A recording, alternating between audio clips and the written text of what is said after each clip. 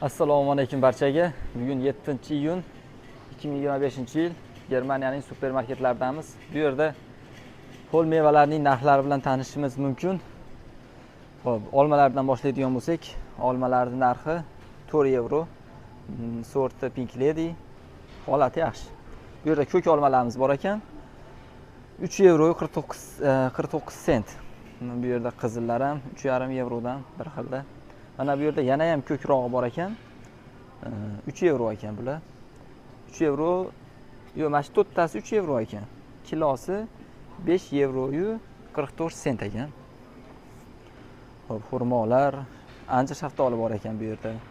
Anjir shaftoli 5 euro ekan. Avokadolar 2 euro 69 sent. Uzumlar mana bir paketi qora katta uzumlar ekan.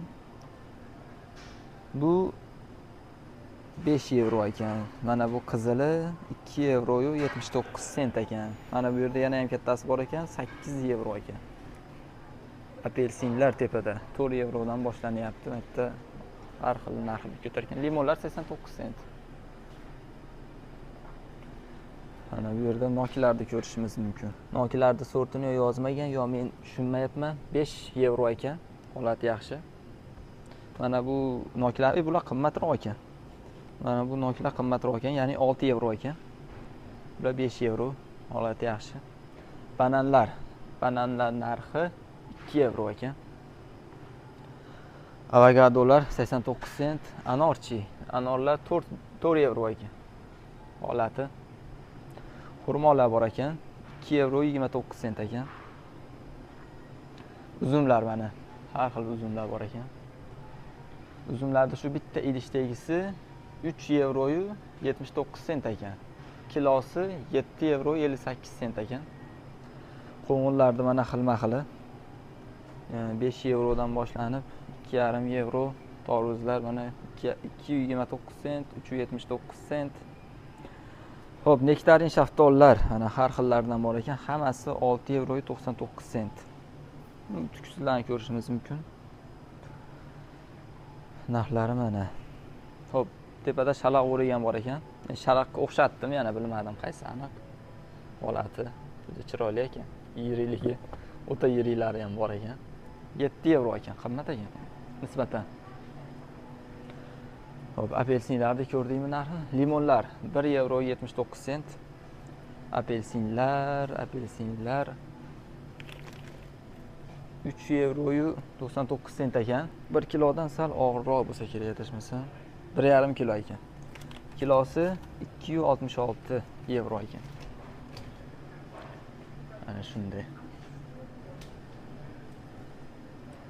Shalaq o'riklarni bu yerda hech nima ham qilib qo'yibdi. 500 gram qilib qo'yibdi. 500 gram olsa 3,5 euro ekan. Kilosi 698 euro ekan. Boshqa sabzavotlarga ham o'tadigan bo'lsak, bolgarskiylar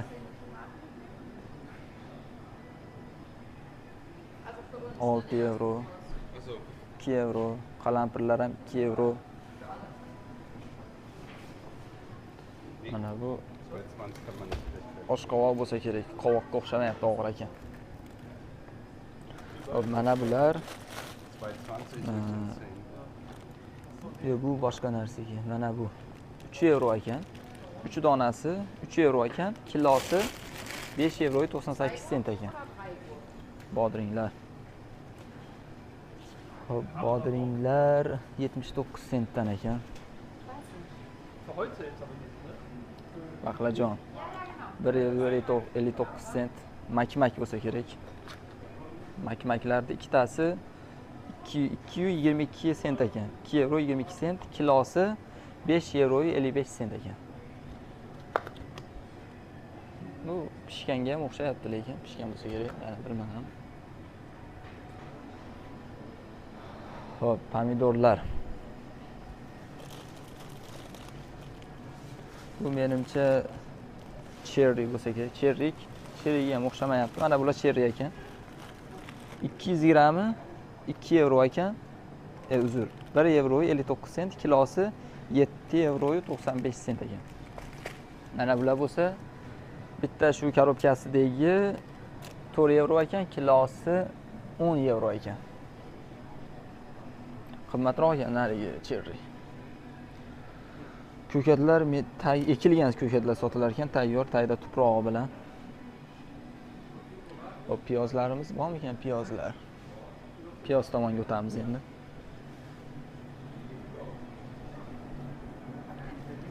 Chesnoylar 1,5 yevrodan boshlanyapti.